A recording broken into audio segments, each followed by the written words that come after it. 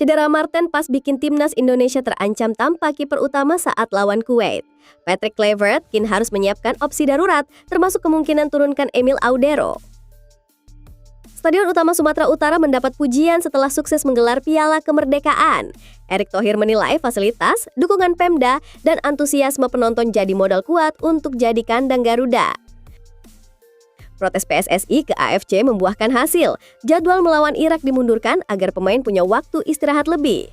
Tambahan recovery ini diharapkan bikin skuad Garuda tampil maksimal di laga krusial. Garuda Muda akan lakoni 3 laga uji coba di Bulgaria demi persiapan Piala Dunia U17. Nova Arianto berharap kehadiran pemain diaspora bisa memperkuat skuad sebelum tampil di Qatar. Tijani Reinders tidak menutup kemungkinan melatih timnas Indonesia di masa depan. Meski kini membela Belanda dan fokus di Eropa, darah Maluku dalam dirinya bikin fans makin berharap. Jangan lupa klik tombol subscribe dan aktifkan lonceng notifikasi agar Anda tidak ketinggalan setiap pembaruan penting dari kami. Simak selengkapnya hanya di Timnas Gol ID. Kabar kurang menggembirakan datang dari Amerika Serikat. FC Dallas resmi mengumumkan bahwa penjaga gawang Martin Paes mengalami cedera pada bagian kaki. Informasi ini disampaikan melalui pernyataan resmi klub, meski tanpa penjelasan detail mengenai tingkat keparahan maupun perkiraan waktu pemulihan. Absennya Paes sebenarnya sudah terlihat sejak 2 pertandingan terakhir Dallas di kompetisi MLS. Saat itu kehadirannya dipertanyakan karena tidak ada sanksi kartu atau hukuman liga yang membuatnya harus menepi. Kini spekulasi tersebut terjawab. Cedera menjadi alasan utama mengapa kiper 26 tahun itu tidak tampil. Bagi timnas Indonesia, kabar ini menjadi perhatian serius. Martin Paes selama ini menjadi pilihan utama di bawah Mister Garuda. Jika proses pemulihannya berlangsung lebih lama dari 2 pekan, kemungkinan besar ia akan absen dalam laga penting FIFA Matchday menghadapi Kuwait. Situasi ini memaksa pelatih Patrick Kluivert untuk segera memikirkan opsi pengganti. Nama Emil Audero disebut sebagai kandidat terkuat yang akan mengisi posisi kiper utama bila Paes tidak bisa diturunkan. Namun keputusan final tentu akan sangat bergantung pada kondisi terakhir Paes dalam waktu dekat. Hingga kini, FC Dallas belum memberikan informasi tambahan mengenai cedera sang kiper, termasuk program rehabilitasi maupun perkiraan kapan ia bisa kembali ke lapangan. Ketidakpastian ini menjadi tantangan tersendiri, baik bagi klub maupun bagi timnas Indonesia yang sedang mempersiapkan diri menghadapi pertandingan internasional. Dengan jadwal yang semakin mendekat, perkembangan pemulihan Paes akan menentukan langkah berikutnya. Jika ia pulih lebih cepat, peluang tampil bersama timnas Indonesia masih terbuka. Namun, bila sebaliknya, Kluivert harus segera mengambil keputusan demi memastikan stabilitas pertahanan Garuda dalam laga melawan Kuwait. Stadion Utama Sumatera Utara di Deli Serdang mendapat sorotan positif setelah sukses menggelar Piala Kemerdekaan 2025. Ajang ini menjadi turnamen persiapan menuju Piala Dunia U17 di Qatar, sekaligus menjadi turnamen internasional pertama yang berlangsung di stadion baru tersebut. Ketua Umum PSSI Erick Thohir menyampaikan apresiasinya terhadap penyelenggaraan di Sumatera Utara.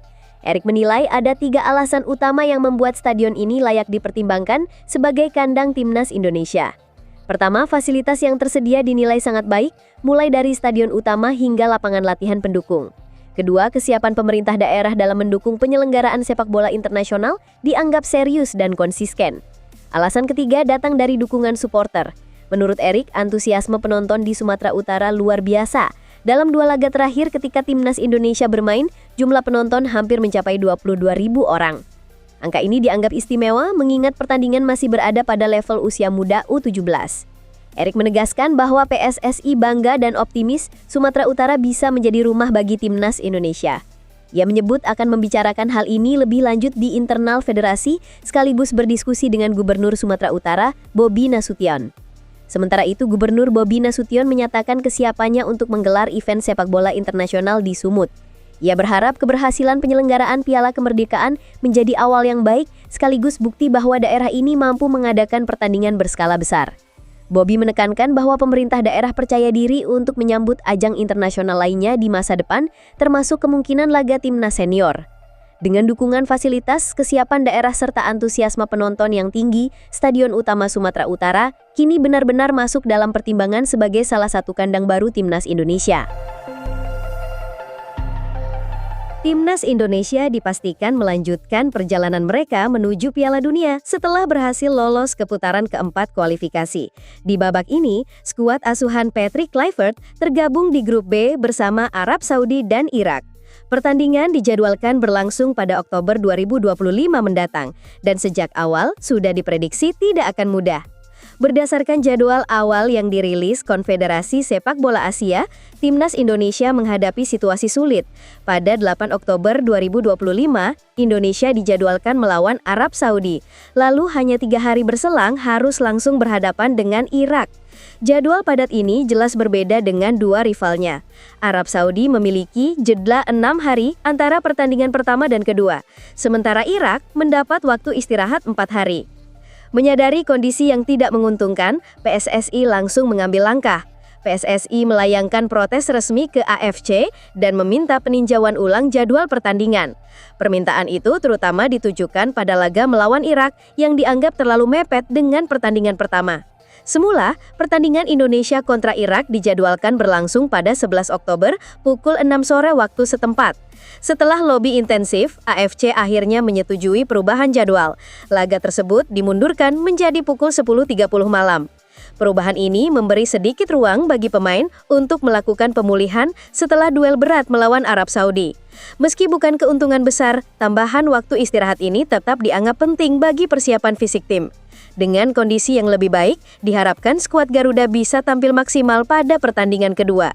Kini fokus utama Timnas Indonesia adalah menjaga konsistensi dan berusaha meraih kemenangan. Jika mampu mengamankan 6 poin penuh dari 2 laga awal, peluang untuk menjadi juara grup akan terbuka lebar.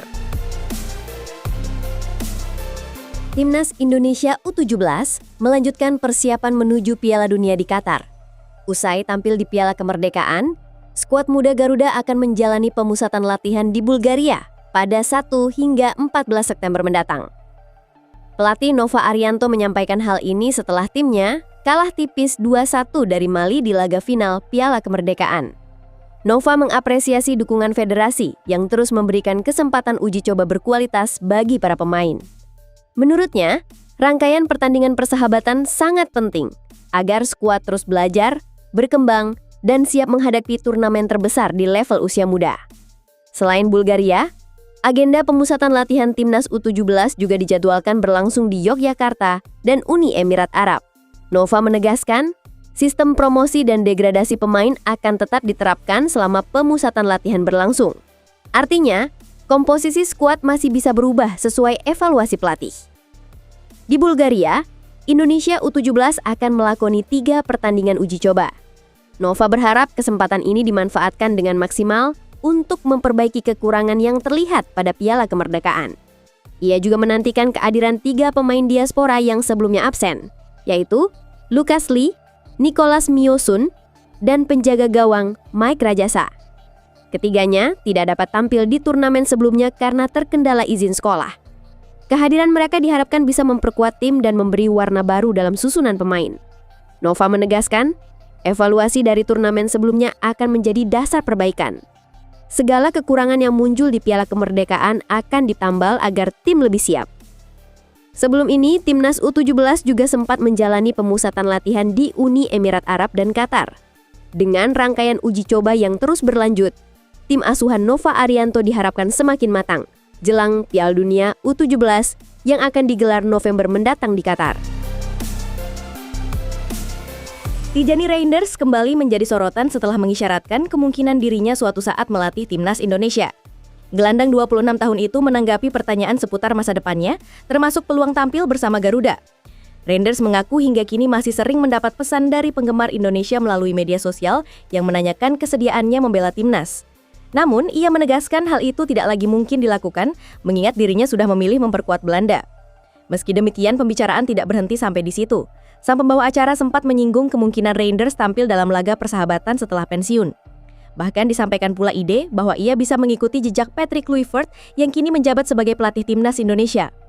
Menanggapi hal tersebut, Reinders tersenyum dan tidak menutup peluang, membuka ruang spekulasi tentang keterlibatannya di masa depan. Di sisi lain, Reinders memiliki kedekatan tersendiri dengan Indonesia.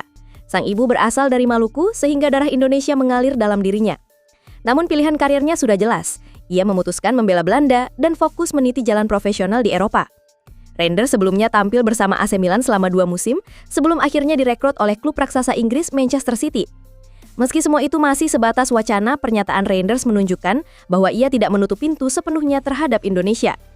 Jika suatu saat ia benar-benar mengikuti jejak Kluivert, maka kehadirannya akan menjadi cerita baru dalam perjalanan panjang sepak bola nasional. Untuk saat ini, ia tetap fokus menjalani karir bersama klubnya di Eropa, sementara publik Indonesia menaruh harapan besar terhadap kiprah Kluivert di kursi pelatih.